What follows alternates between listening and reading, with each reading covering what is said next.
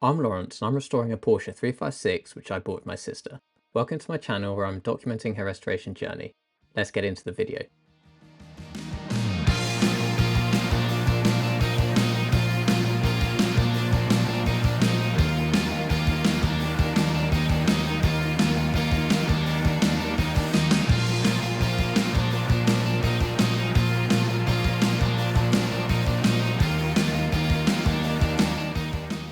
I've just been at vibration free, getting Trouble's crankshaft and the rest of her engine's rotating components balanced. I'm now, believe it or not, almost ready to start rebuilding the bottom end of her engine.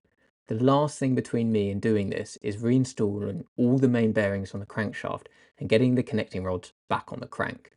The first job to do this is getting the main bearing, which goes on the nose of the crank, back on. This means I have to get this cluster of gears off the crank again. This will be my third time. It's not an easy job. You ready? Yeah, let's give it a go. Okay. The fun begins with removing the retaining circlip. Now, don't be fooled. This isn't the type of circlip with convenient little ears for easy installation and removal that usually holds something light and harmless in place. This is the type of circlip with no ears at all. The kind designed to make sure something never moves, buried deep in the engine, and absolutely determined not to come back out.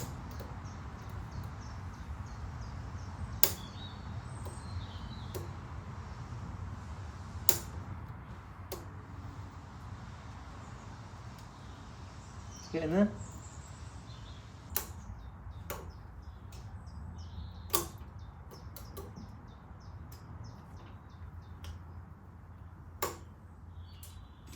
So, after tag teaming it with a combination of circlip pliers and almost every flathead screwdriver in the toolbox, who knows how you're supposed to do this with just two hands, we eventually got it out of its groove. Way. Now. Voila! Voila. Record timing. How fast was that? Hang on. It's 4 minutes to remove the crankshaft circlip. Yeah. I reckon that's faster than most Formula 1 teams. I reckon, yeah. I reckon. Right, okay, so now my dad's going to go do some gardening because the garden doesn't wait for Porsche 356 restorations and it is growing up by our ears. So, while my dad's gardening, I'm going to pull off the distributor drive gear, spacer and the camshaft drive gear and then wash it all in the parts washer to make sure it's all clean from the balancing. Then rebuild it with the new main bearing for the final time, hopefully. My fingers are crossed.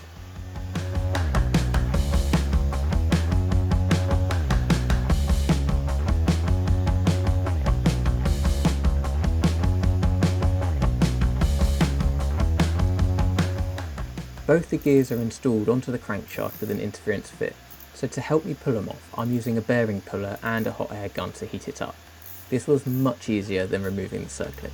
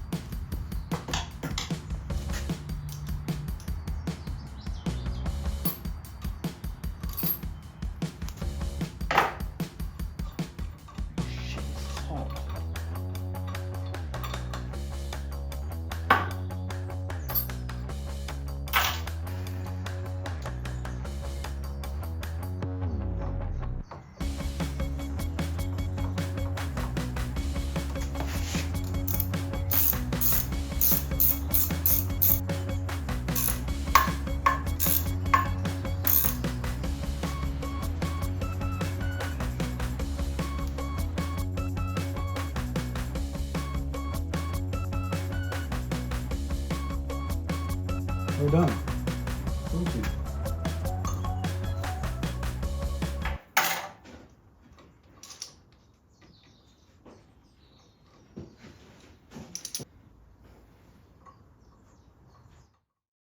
It turned out that the camshaft gear was a little too hot to handle, but once I could touch it, I washed everything off in the parts washer and could then start the reassembly.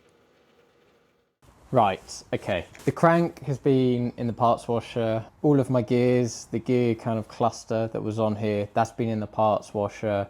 The little spacer, again, parts washer, and that really annoying circlip has also been in the parts washer. So that's now all clean. So now I am ready to reassemble the crank. I've got the main bearing that goes on the nose of the crank on this journal here. I've also washed this, so it's just very clean. So that's the way it's going to go on, this way. Now, before I put it on, I just want to re-lube it all up. So I've got some assembly lube here, which is extra sticky. This is quite possibly the stickiest type of engine oil ever, like treacle tart juice on steroids. But it's important to keep everything lubricated well in case the engine is sat waiting to be run for a while, which I can tell you has been the case. What's going on here?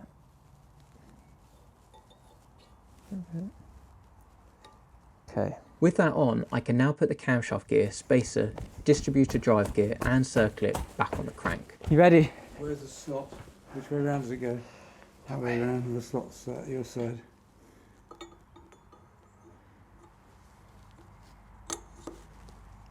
That is how you put a camshaft gear on.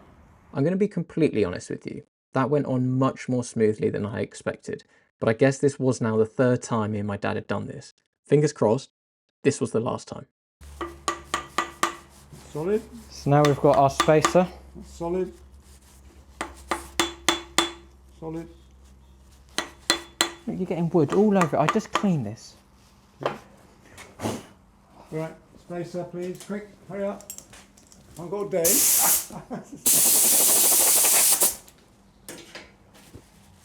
This spacer was actually the trickiest part of the reassembly. We didn't need to heat it to expand it as it had a slot in it, but it wouldn't slide over onto the shoulder with just the persuasion of my dad's trusty block of wood.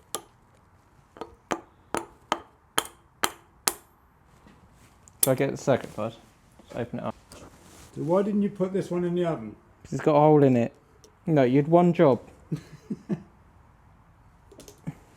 Got to bash that in now. Just whack it. Okay, you ready for the next one? Good? Yeah. Here goes, chicken run number 2. I then started my next relay race, running from the garage to my mum's oven and back as fast as possible to make sure the gear lost as little heat as possible. Turns out I was fast enough. What's on? Okay.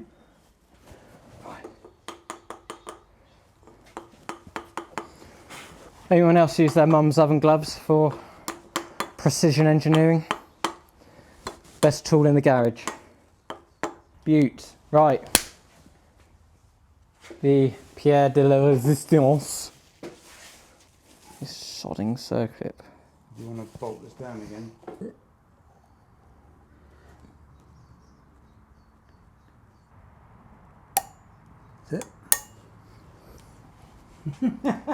It's in. Look at that. Right guys. Crankshaft. Reassembled. It's got the captive main bearing back on it, nicely lubed up with some pre-assembly lube.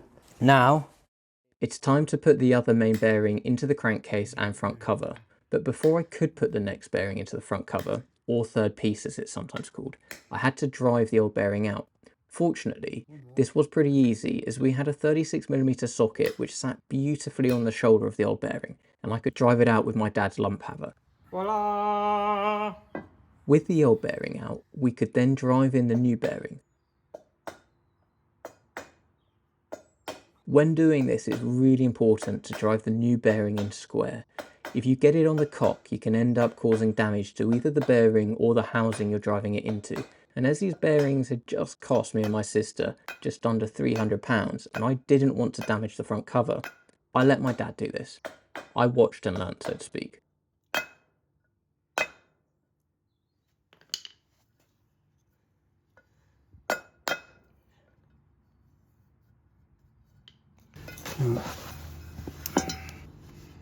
That's good. Okay? Yeah. With the bearing in, we just had to secure it in place with this locating screw. So that's that when it gets to there, it's up against the washer. We just screw it tight, and that's it. Next, we moved on to installing the shell main bearing onto the crankcase. So the first thing is, if you push that in there, it's not in the middle. So you've got to make sure you've got it exactly in the middle before you even start to push it in. That's how it's going up in, and then Push. and then you just push. Now, or I'll tell you where to push. In the middle. Right, in the middle, because that will then depress it.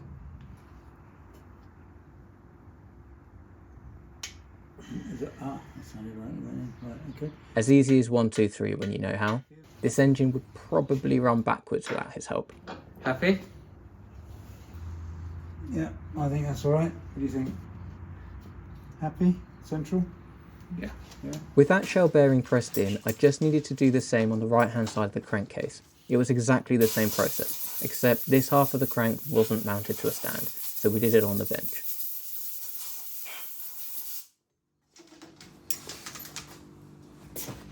Yeah.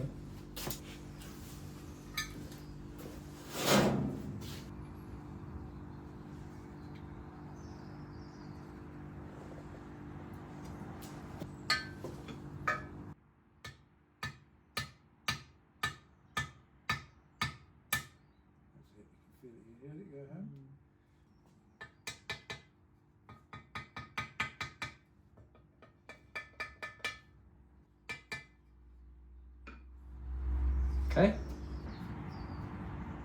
Okay. Yeah. Right. Should we pop it on? Let's see what happens. With all the new main bearings installed, we then did one more test fit of the crankcase with the Plastigauge to make sure we had a good crankcase fit with the new bearings installed. This was the moment of truth, as if the Plastigauge didn't show the results we wanted, the engine was either going to have a new total loss oil system, or we were going to have to do a lot more work before we could start rebuilding this thing for good. Fortunately, it turns out we didn't need to worry, as when we separated the crankcase, the Plastigauge had been well and truly squished. Measuring a gap of 1/1000th of an inch, with a bit of liquid jointing compound, we were confident this thing wasn't going to leak, so moved on to the final job before we could put the crankshaft in for good and close up the engine, putting the new big end bearing shells on the conrods, and finally assembling the conrods onto the crank.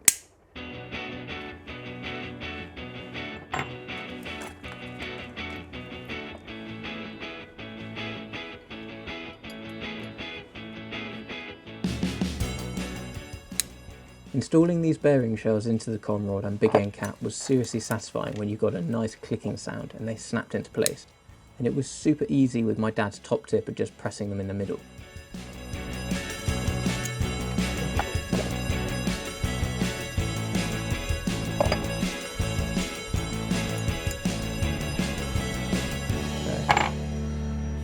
Right, shall we put them on? The simple answer to that question was yes. This was an exciting moment, but unfortunately, Dad's not here, he's had to go out. So I've been left on my own to put my conrods back on my crank. If I do it wrong, we can always take them off and put them back on. So I'm going to give it a shot.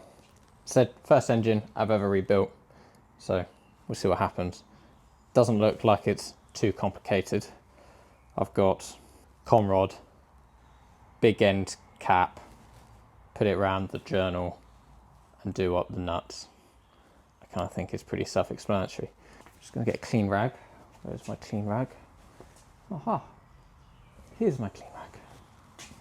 the first thing I did was make sure the bearing shells were spotless, then lubricated them with the same engine assembly lubricant I used for the other bearings.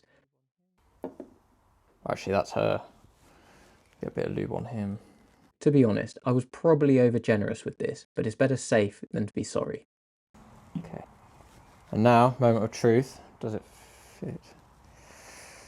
So I'm going to put that one there.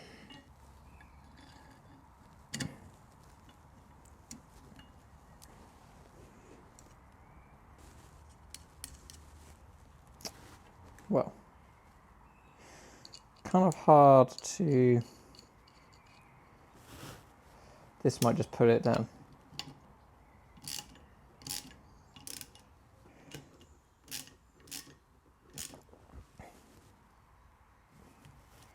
And I think I have my first conrod attached. Does it still move? Ooh, it does.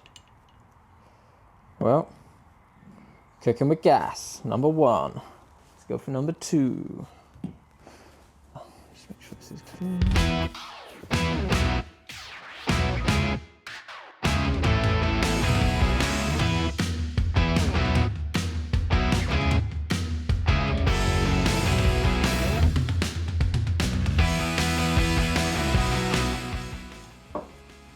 Two conrods. It's coming together. So now, 2 more to go.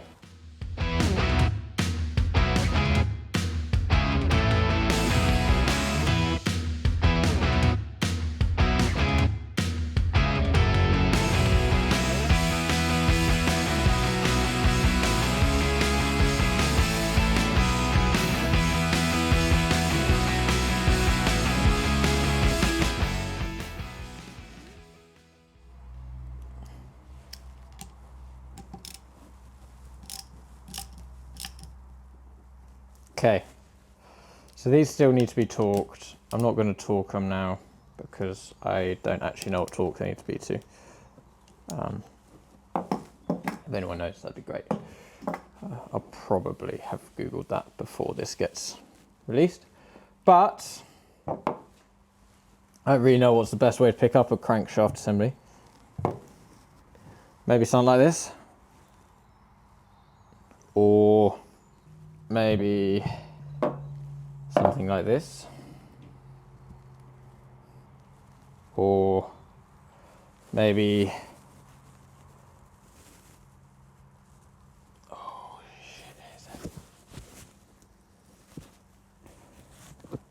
something like this. I don't really know, but she's built, reassembled, ready to go back in the block. It's pretty cool. Okay. It passed the test. You're happy with how I put my conrods on? I just want to work out whether you got them on the right way around. I don't think it makes a blind bit of difference at this stage, anyway. No, you're alright, you're moving the bench. Sorry. Shall I put the brakes on? No, just don't lean on it. Okay. Just lean on your legs. Alright, we've got 2 of them. Look, it's been a long day. The sun's shining, right? I'm hot. Right,